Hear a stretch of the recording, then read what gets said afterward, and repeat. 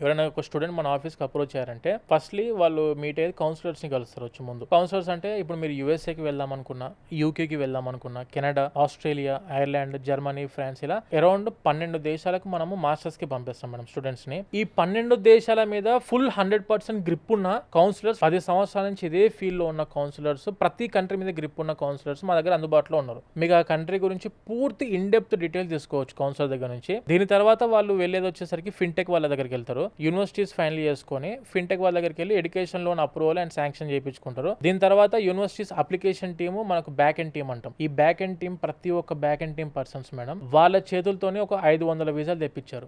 మా వీసోర్స్ నుంచి మేడం ఒక స్టూడెంట్ వెళ్ళారంటే 100% వీసా గ్యారంటీ ఫర్ యూకే. మా వాళ్ళు చెప్పే ప్రతి డాక్యుమెంటేషన్ అండ్ ప్రాపర్ ఇన్ఫర్మేషన్ తీసుకొని మేము చెప్పిన పాయింట్స్ మీరు ప్రాపర్ గా ఫాలో అవుతే చాలు. Visa guarantee, education loan guarantee, scholarships guarantee, universities with the placements guarantee.